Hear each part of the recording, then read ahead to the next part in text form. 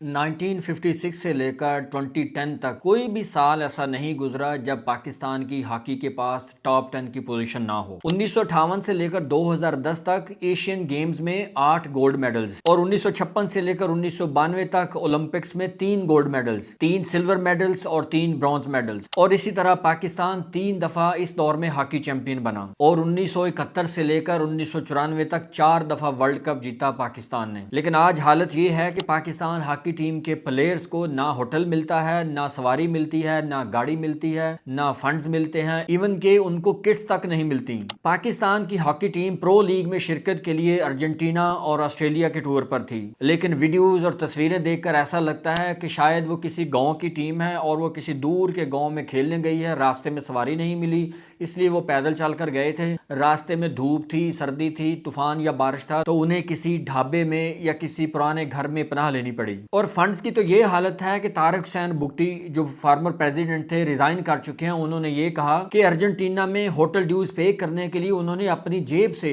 $3720 پے کیے تاکہ کسی قسم کی آؤٹ سٹینڈنگ پیمنٹ نہ رہے۔ اور دوسری طرف دیکھا جائے تو پرائم منسٹر کی جانب سے پاکستان سپورٹس بورڈ کو $250 ملین دیے گئے تاکہ پاکستان کی ہاکی ٹیم پر خرچ کیے جا سکیں۔ لیکن یہاں ایک چیز سمجھ نہیں آتی کہ اتنے بڑے فنڈز پاکستان سپورٹس بورڈ کو کیوں دیے گئے، یہ ڈائریکٹ ہاکی فیڈریشن کو کیوں نہیں دیے جاتے۔ اور وہ لمحہ اور بھی پیتھیٹک تھا جب یہ ٹیم واپس پہنچی ایئرپورٹ پر تو کوئی بھی آفیشل وہاں موجود نہیں تھا، نہ ہاکی فیڈریشن کی طرف سے کوئی گاڑی تھی کہ ان کو لینے کے لیے گھر چھوڑ دیا جائے۔ پھر وہی کھلاڑی جن کو ہم قومی ہیرو کہتے ہیں وہ اپنی اپنی سواریوں پہ یا ٹیکسیوں پہ گھروں کو روانہ ہوئے۔ اور مزے کی بات دیکھیں یا شرم کی بات کہہ لیں کہ عماد شکیل بٹ نے جب یہ چیزیں بتائی ہیں تو ان پر 2 سال کی پابندی لگا دی گئی کہ آپ نے یہ چیزیں ریویل کیوں کی۔ ایک بندہ جو آپ کے ملک کی نمائندگی کرتا ہے، پوری دنیا میں جاتا ہے، اس کے پاس ہوٹل کا روم نہیں ہے، اس کے پاس ٹریولنگ کے ایکسپنسز نہیں ہے، وہ کیا کرے؟ آپ کو وہ کیوں نہ بتائے؟ اگر وہ بتائے گا، ویڈیوز دکھائے گا، تصویریں دکھائے گا تو تب بھی آپ کو پتا چلے گا نا کہ معاملہ کتنا سیریس ہے۔ اگر اس نے دکھا دیا، قوم کو پتا چل گیا تو آپ نے اس پر 2 سال کے لیے بین کر دیا۔ اٹ از ویری انفارچونیٹ کہ پاکستان میں اس طرح کے رویے دیکھنے کو عام ملتے ہیں کہ جو بھی سچ بولے، جو حقیقت دکھائے، جو آئینہ دکھائے اس کو سزا دے دو، اور جو چپ کر کے بیٹھ جائے، جو خاموش ہو جائے،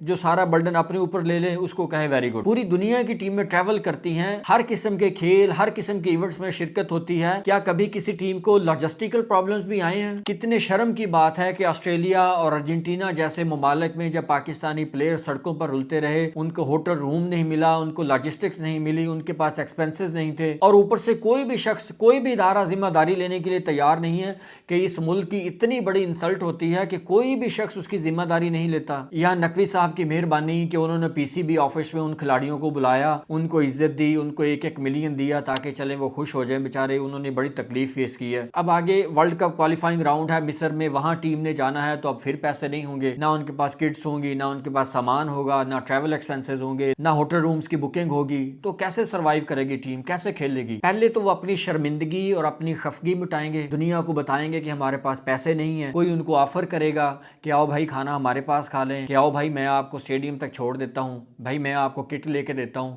پھر یہی صورتحال ہوگی۔ یہاں مجھے وسعت اللہ خان صاحب کی ایک بات بڑی اچھی لگی، انہوں نے بی بی سی میں ایک کالم لکھا کہ جن لوگوں نے ہمارے قومی نشان چوز کیے ان کو سیلیوٹ ہے کہ آپ نے اپنا قومی پرندہ چکور لکھا ہے اور چکور کو کسی نے دیکھا نہیں ہے، آپ کا قومی پھول جیسمین ہے، اس کا لوگوں کو پتہ نہیں ہے، اسی طرح قومی جانور ہے وہ مارخور ہے، وہ بھی کسی کو نہیں پتا ہے وہ کہاں ہوتا ہے، اور اسی طرح آپ کا قومی کھیل ہاکی ہے وہ بھی ڈوب چکا، ختم ہو چکا، حتیٰ کہ وہ پوری دنیا میں انسلٹ کا باعث بن چکا۔ 7 سال کے بعد اس ٹیم کو پرو لیگ کھیلنے کا موقع ملا تھا، لیکن وہ ہزیمت کی نظر ہو گیا، خفگی کی نظر ہو گیا، ہماری نیشنل ڈس ریسپیکٹ ہو گئی، لیکن کسی کے کان پر جوں تک نہیں رینگی۔ لیکن خیر، کیا رونا، کتنا رونا اور کہاں تک رونا، کوئی نہیں سنتا یہاں کہ اللہ تعالیٰ نے آپ کو اتنا کچھ دیا ہوا ہے، سب کی جیبیں بھری ہوئی ہیں، سب کے گھر بھرے ہوئے ہیں، سب کے پاس پاور ہے، سارا کچھ ہے، لیکن کسی کی عزت رکھنا نہیں آتی کہ یار آپ کی ٹیم ہے، آپ کے لوگ ہیں، آپ کے بچے ہیں، آپ کے ملک کی نمائندگی کرتے ہیں اور آپ نے ان کو رول کے رکھ دیا۔ یہ وہی ٹیم ہے جو دنیا میں 4 دفعہ ورلڈ چیمپئن بنی تھی، چیمپئن ٹرافی لے کے آتی تھی، گولڈ میڈلز لے کے آتی تھی، ان کا طوطی بولتا تھا، کمنٹری باکس سے ایک ہی آواز آتی تھی، کلیم اللہ، سمیع اللہ، حسن سردار، منظور جونیئر، اختر رسول، سہیل عباس، بہت سارے نام ہیں، لیکن بات وہی ہے کہ ہمیں عزت راست نہیں آتی۔ جب اللہ تعالیٰ ہمیں عزت دیتا ہے ہم اس کو संभाल के नहीं रखते। और यहाँ भी हमें अल्लाह ताला ने बहुत इज्जत दी थी, खास तौर पर हॉकी में और स्क्वैश में, और दोनों के साथ हमने वो सलूक किया कि आज दोनों लड़खड़ा रही हैं, गिर चुकी हैं और उनको उठाने वाला भी कोई नहीं है। सब उनको गिद्ध की तरह नोच नोच के खा रहे हैं, लेकिन उनकी बेहतरी के लिए, उनकी सेहत के लिए, उनकी भलाई के लिए कोई भी नहीं सोचता। पूरी दुनिया में जो पाकिस्तान हॉकी टीम की जग हंसाई हुई है, ये शायद हमारे लिए तो मामूल की बात है, लेकिन दुनिया में ऐसा नहीं होता। दुनिया ने इसको बड़ी ही अजीब और मायूब नजर से देखा।